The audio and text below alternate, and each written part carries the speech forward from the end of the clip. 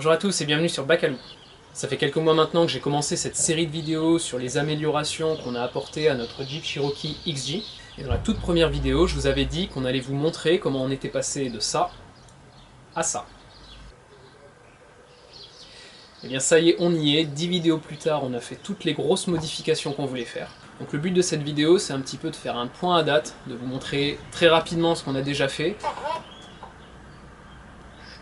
de vous montrer ce qui a été fait mais qui n'a pas été encore mis en vidéo, et de partager avec vous les projets qu'on a dans les tuyaux. Le but de cette vidéo, c'est également de recueillir vos avis et vos idées, parce que vous l'avez peut-être vu, je suis pas mécano, je connais pas encore super bien toute la partie moteur et transmission, donc toute aide serait la bienvenue. Allez, c'est parti! Alors les deux premières vidéos, ça a été un méli-mélo de petits trucs qu'on a fait, les trucs soft on va dire, principalement esthétiques. Ça a été du nettoyage, un peu de peinture sur les pare-chocs, les élargisseurs d'ailes, les baguettes latérales et les jantes. Les vitres teintées à l'arrière, la restauration d'une vieille galerie de toit et un bon coup de polish. Pour les choses légèrement plus techniques, il y a eu le changement des freins et le nettoyage de la vanne EGR. Le seul truc qui a vraiment amélioré les capacités en tout terrain, ça a été le changement des pneus par des pneus mud, et ça a vraiment été un bon investissement. La troisième vidéo, ça a été un peu de soudure sur le siège conducteur qui était craqué. Le seul truc que je vais ajouter par rapport à ça, ce petit poste à souder, je l'ai acheté au début où j'ai commencé à travailler sur le Jeep.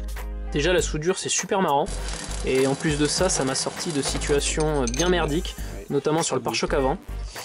Alors pour 50 € à Leroy Merlin, j'ai vraiment pas perdu mon fric. Après on est rentré dans une partie esthétique technique. Les vidéos 4 et 5 ça a été le changement du pare-choc arrière, 6 et 7 le changement du pare-choc avant, où j'ai bien galéré comme je le disais, et la 8 et 9 l'installation des extensions d'ailes Bushwacker. Voilà pour tout ce que vous avez pu voir en vidéo jusque là.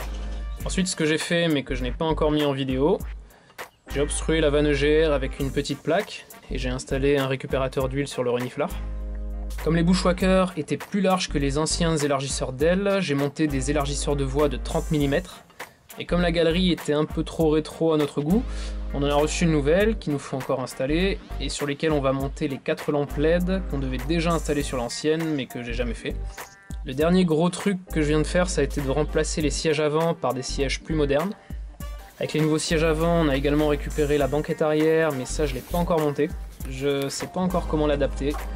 Je sais pas si je vais réutiliser la banquette d'origine sur laquelle je mettrai les housses de la nouvelle banquette, ou si je coupe la mousse de la nouvelle banquette pour essayer de la faire rentrer. Si vous avez déjà fait ça, ou si vous avez des idées sur comment faire, n'hésitez pas à laisser un petit commentaire, ça me sera vraiment d'une grande aide. Et dernière chose, on vient de recevoir ces phares LED que j'ai essayé de monter, mais malheureusement la puissance délivrée n'est pas suffisante, donc je viens de commander un relais et un faisceau qui devraient résoudre ce problème. Allez, maintenant on passe au projet, je vais dire réalisable, qu'on envisage de faire à court terme. La première chose dans laquelle on va investir, ça va être un treuil, pour remplir ce trou béant sur le pare-choc, qui n'attend que de recevoir un joli petit treuil, et accessoirement nous aider en tout terrain. Ensuite on pense installer un schnorkel. Le problème qu'on a par rapport à ça, c'est qu'on trouve très peu de schnorkel pour ce moteur, qui a la boîte à air côté passager. J'ai trouvé un site qui me dit que celui du Pajero s'adapte bien sur les Cherokee avec le moteur VM, donc je vais peut-être envisager cette option. Mais là aussi, si vous l'avez déjà fait ou si vous savez où trouver un schnorkel pour ce modèle, n'hésitez pas à le partager en commentaire, ça sera très utile. Et dernière chose qu'on envisage très sérieusement, c'est de monter des barres de protection latérales. Il n'y en a pas tant que ça sur le marché, donc je me pose la question de le faire moi-même. Alors, pas réellement moi-même, mes talents de soudeur ne sont pas suffisants pour souder un truc qui est censé résister à des rochers. Donc soit je demanderai à des collègues de travail qui savent très bien souder, ou je verrai avec un usineur local. Je réfléchirai à ça très bientôt. Ensuite, côté esthétique, il y a le ciel de toit qui commence à se faire un peu la malle. Apparemment, c'est une des maladies du Jeep.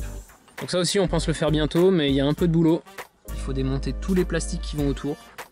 Donc c'est du boulot, ça changera pas fondamentalement le fonctionnement du Jeep, donc on verra pour plus tard. Pour la partie plus utile, justement, un jour ou l'autre, il va falloir que je me mette de la vraie mécanique. D'abord pour info, le joint de culasse, qui est un peu le point faible de ce moteur, a été changé à 135 000 km. Là il en a 160, donc pour ça on est bon. Mais c'est un moteur qui est réputé pour la surchauffe, et c'est vrai que quand on force un peu trop en tout terrain, on voit que l'aiguille de température passe dans le rouge. Alors ce qu'il est possible de faire, c'est de monter un petit ventilateur devant le radiateur, avec un allumage automatique, pour aider au refroidissement. On m'a aussi dit qu'on pouvait monter un radiateur plus gros, donc ça peut être aussi une option, à voir. Ensuite dessous, j'ai une fuite d'huile. Je suis en train de dégueulasser tout mon perron. Il va falloir que je nettoie. Je pense que j'ai 2 fuites.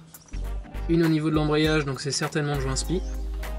Et une au niveau du carter d'huile, pour refaire l'étanchéité. Donc un de ces jours, quand ça empirera, il faudra que je me fasse un peu violence pour démonter tout ça. Ça me permettra d'apprendre un peu plus au passage. J'en profiterai pour faire une petite révision du démarreur. Je crois qu'il fatigue un peu. Et pour finir un de ces jours, je pense qu'il faudra que je me penche sur la partie transmission. C'est un véhicule qui a fait principalement du tout-terrain, donc ça force un peu.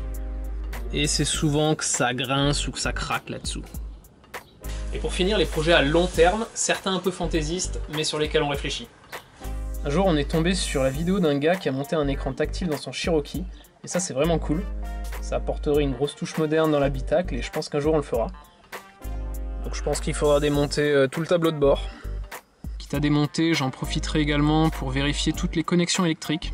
Parce que c'est souvent en fonctionnement que j'ai le voyant airbag qui s'allume, toutes les aiguilles qui chutent, mais si je tape assez fort ici, ça revient. Donc soit c'est un problème de connexion, soit c'est un problème de masse, mais il va falloir que je vérifie tout ça. Et enfin, ma femme a vu ce capot et cette calandre sur internet, qui donne une sacrée gueule au Cherokee, mais qui coûte aussi un bras. Et en plus, ça vient du Mexique, et le gars n'envoie pas vers la France, donc on regarde si on trouve des alternatives, mais ça sera vraiment sur du très long terme. Voilà pour les gros projets qu'on a dans les tuyaux. Il y a plein d'autres petits trucs aussi, mais bon, je pouvais pas tout présenter. Le but de cette vidéo, c'était de partager tout ça avec vous. Peut-être vous avez des idées sur ce qu'on pourrait faire, ou ce qu'on devrait faire vu l'âge du véhicule. Si c'est le cas, s'il vous plaît, n'hésitez pas à laisser un commentaire. Je suis vraiment preneur de bonnes idées et de bons conseils.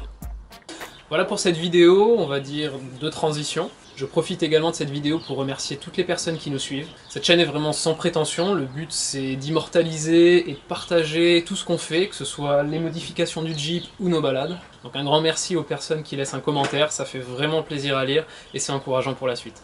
Parce que beaucoup le disent, et c'est vrai, faire les vidéos et les montages ça prend énormément de temps, et donc de voir que c'est apprécié, ça fait plaisir et ça donne envie de continuer.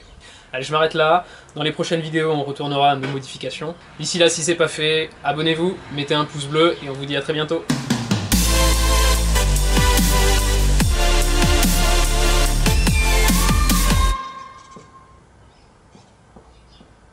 Tu veux descendre?